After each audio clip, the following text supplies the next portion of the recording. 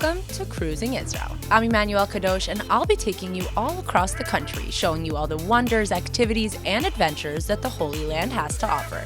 Join me and, of course, Max as we cruise Israel every week. I just got to Israel. The weather here is absolutely amazing. I landed at Ben Gurion Airport where 4 million tourists begin their journey around Israel, and all I'm really wondering is how do I get out of here and how do I get to Tel Aviv? 2018 was a record-breaking year for Israeli tourism, with 4 million tourists landing right here in Israel, making that a whopping 13% increase in tourist entries last year than in 2017. But surprisingly enough, not even half of those tourists were Jewish. 61% of the 2018 tourists were actually Christian, and that's not too shocking considering Israel has some of the holiest Christian sites to see. But we'll show you those later on. The Israeli Tourism Ministry reportedly said that 40% of the tourists who arrived in Israel in 2018 were actually returning visitors, which I guess goes to show just how desirable and magical Israel is as a destination in the world. For now, let's see how we're getting out of this airport and straight to the city that never sleeps. Tel Aviv.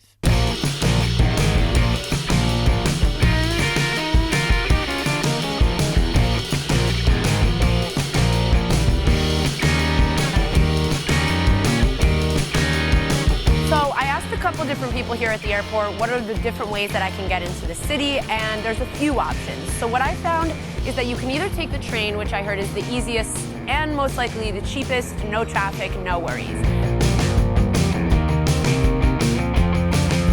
And then we could take the bus or a shuttle, which you still have to take into consideration the traffic, so it might take you a little bit longer. You want a quick, subtle service? This is so Israel. Monit Sharut, which is just kind of like a service minibus, I guess you could say. They go up and down the streets of Tel Aviv. You hop on, you hop off, wherever you need to get to. So this one is going to take me straight to Tel Aviv.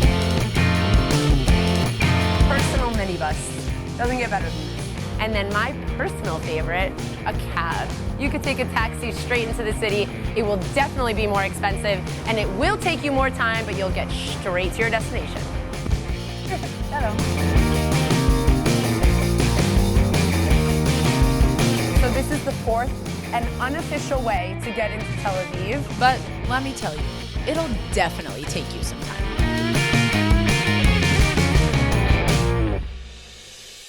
I opted out of taking the suitcase cart and stuck to what I know, the cabs. I'm off and ready to start my adventure. First stop, the Fabrics Hotel.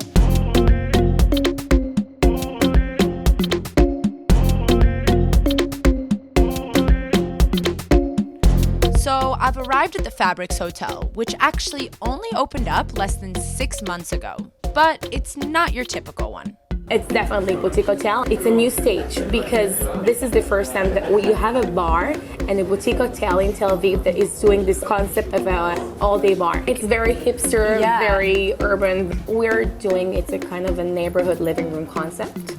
It's basically for our guests to feel like the locals, basically. And it's, you can see here people with their coffee, but also at 2 p.m. you can find here like someone drinking a cocktail. And no judgments. No judgments. When I go and travel abroad, I want to travel like a local. I want to explore the city like a local, eat, drink, and go out like a local. So this concept is perfect for me.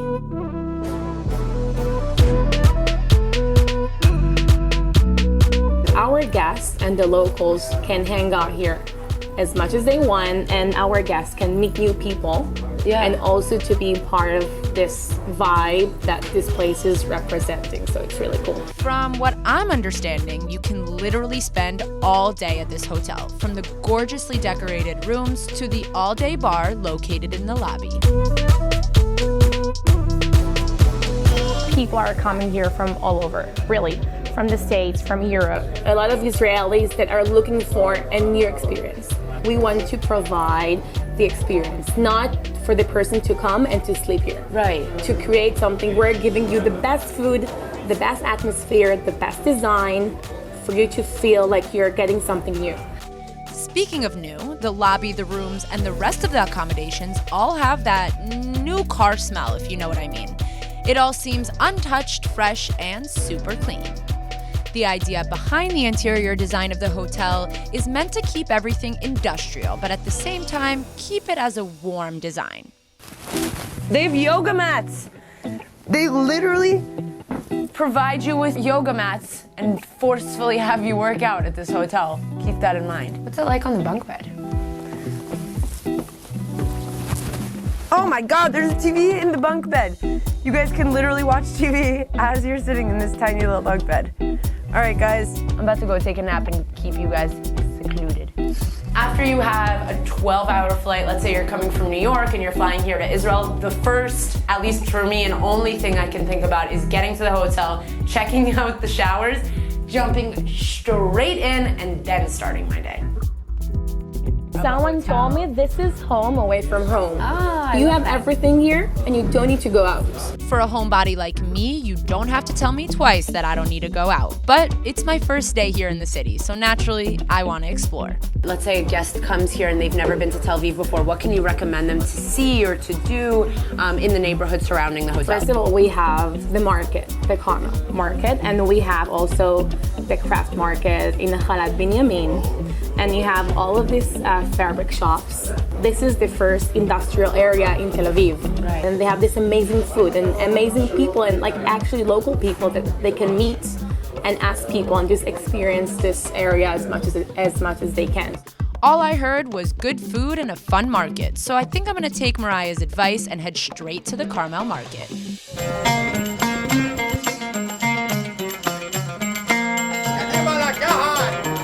Shuka Carmel is one of the most visited spots in all of Tel Aviv. It's literally the perfect destination for any tourist to get the Middle Eastern vibe of the city. The Carmel market is the largest market in all of Tel Aviv. The fast-paced, vibrant noises, colors, and smells, and of course authenticity of this market is what makes it a favorite place for everyone, from tourists to locals alike. In the United States, we have supermarkets, we have buildings, we have prepackaged food.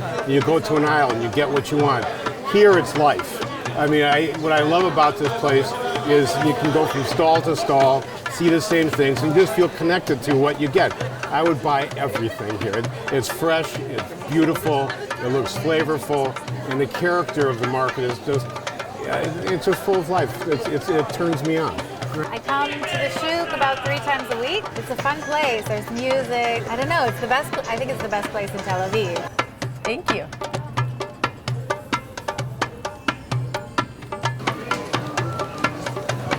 What's this? What? What is that? But I'm here for the important stuff. The food. I'm clearly here for some falafel. Yes, let's do it. So falafel is one of the most common foods that you can find here in Israel. It's a mix of chickpeas and some parsley and so healthy, so delicious, and probably one of the most crucial parts of the Mediterranean diet. What do you want inside? I think I want hummus. I'm gonna go with hummus. Hummus or trina? Wait, hummus or trina? Okay, sababa, both. We're going all out in this meal today, guys. Okay, so basically he just made it for me because I guess this is the standard way of eating hummus and a pita, and I'm not any special. We have some trina, we have hummus, we have some salad, Israeli salad, of course. So, we have friends that are... No, we're drinking. All right, so I got myself a pita with some falafel, hummus, trina, Israeli salad, everything thrown in here. Now, I usually eat hummus with no pizza in it, and it's really delicious and super healthy, full of protein and everything. But this little sandwich right here can fill up about 2 to 3 people for sure. You will 100% be full after this meal. So let's take a bite.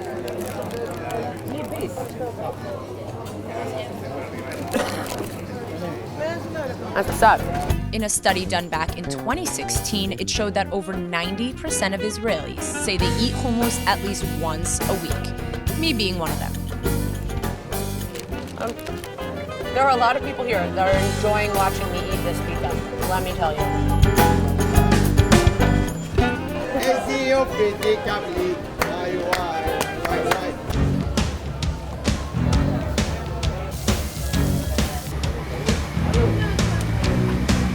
These are my favorite things in the world. Fresh organic dates.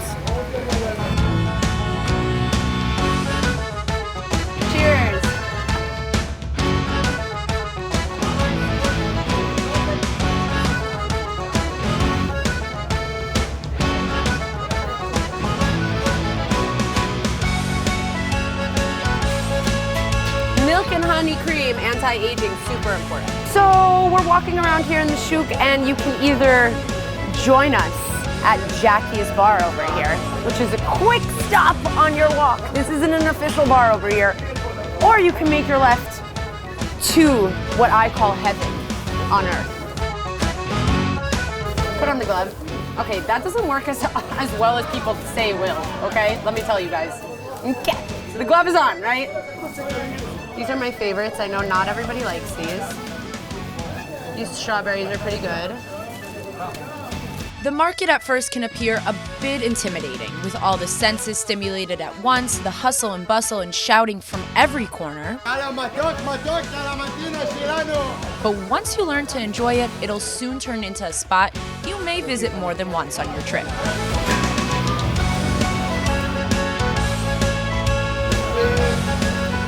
These are my favorite black cherry tomatoes, cultivated by Israelis.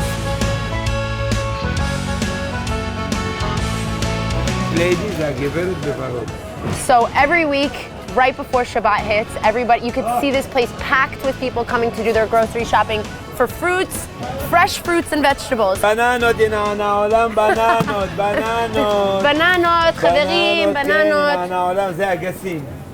Agas, pear. פר. Pears. פר, סימן העולם. ספדון האגסים, סחורה של העשירים. בואי גברת, בואי תראי איזה יופי תקבלי. And that's how you do it in the shuk. The more you walk around this market, the more you discover. And I happened to stumble upon a beautiful side street that led me to a place I didn't think I'd find here. I've realized that the side streets are really where it's at, where the hidden restaurants and really cool bars are. We have a burekas down here, which is a Balkan pastry, basically. So Bulgarian, Greek, Turkish, everybody have it. But we are Turkish, so we give the credit to the Turkish. Yeah. And upstairs we have a hostel. What? Yeah. Wait a minute, so it's like a restaurant downstairs and then a hostel upstairs? Exactly. You guys have the perfect setup for the middle of a market. The main dish is burekas. It's a very common dish in Israel. It's kind of in the same section of where falafel is and shawarma and pizza and all of the main stuff that will never go away.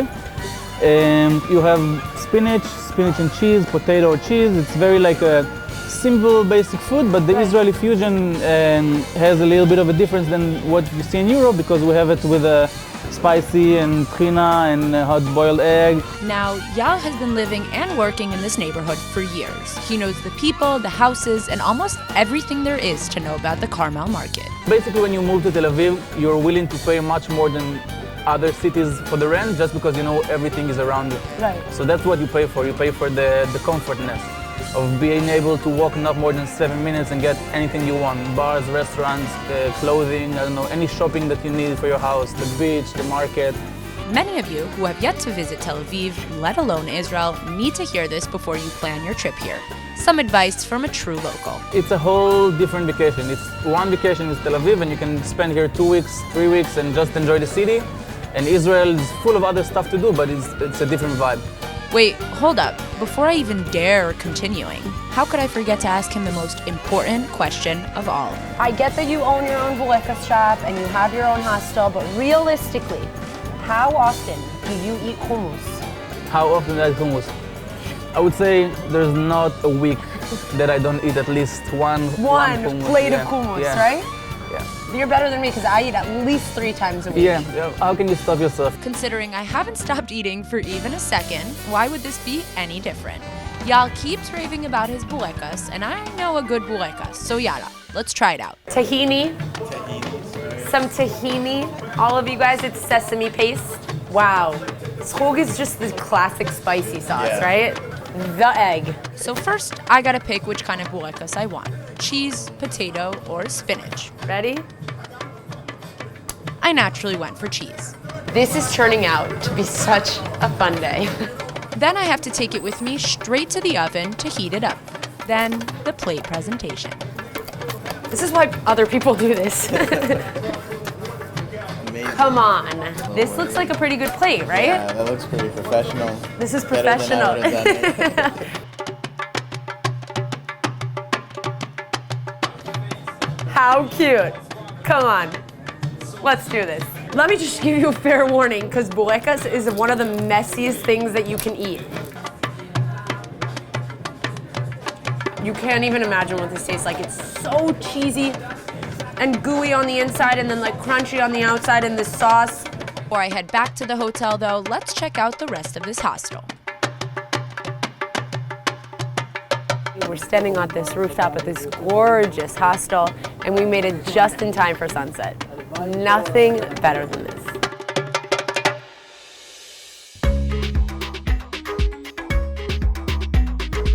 So I may or may not have already had a beer at the hostel we stopped at, but that doesn't mean I'm not going to take advantage of the bar at the hotel, Bushwick. So this bar is called Bushwick. This bar is called Bushwick, and it's an all-day bar. Okay.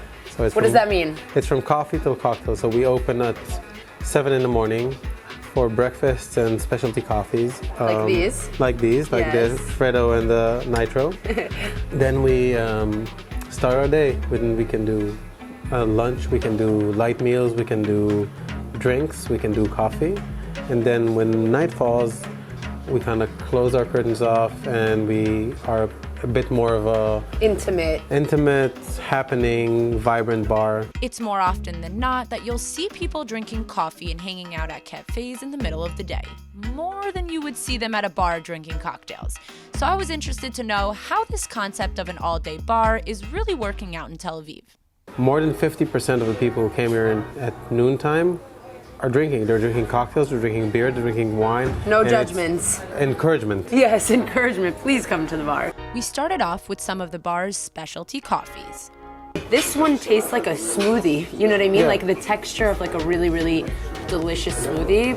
Plus it's coffee. And then this one just feels so classy. You just feel like you're drinking a This one- cocktail, but it's coffee. This one is cold brew coffee, and it's passed in a barrel through a nitrogen.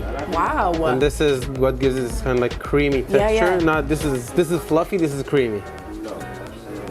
This is packed with caffeine. With caffeine. This you drink this and you will be well awake for the rest of the day. Well. Because I need to be well awake.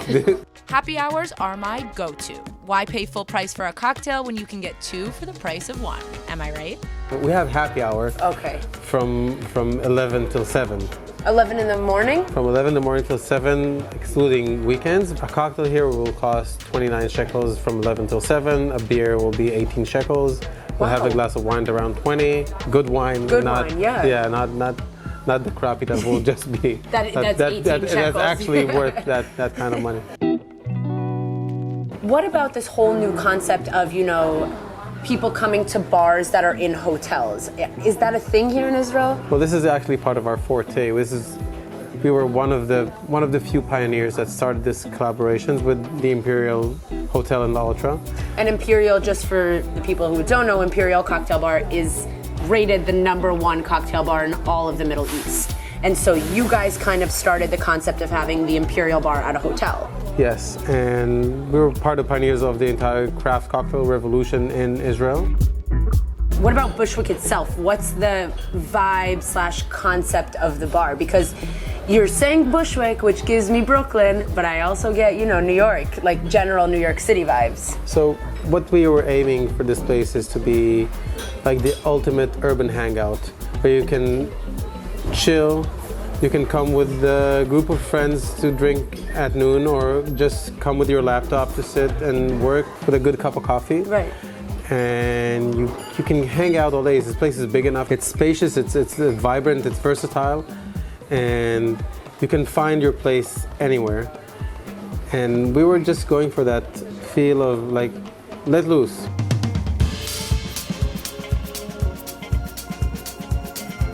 Why don't we try like two of your best/favorite cocktails? Let's try two of our most popular, because Okay. I would say I would vote for each and every one of them.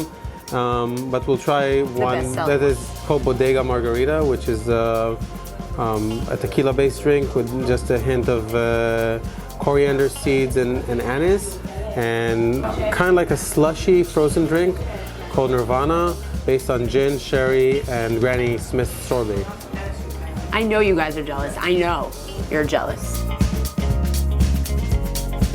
Okay, so we just got these gorgeous cocktails. So this is Nirvana and this is the Bodega Margarita. Okay, so this one is the one with the tequila, this one's the one No, with the this gin? is the tequila, the Okay. margarita, and this is the one with the gin and the Granny Smith sorbet.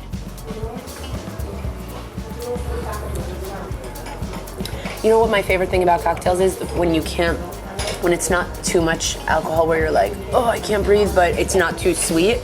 This is delicious. All right, and then this one is The Bodega, this is the tequila. This. Clearly the tequila is already going to my head and I didn't even drink it yet. Okay.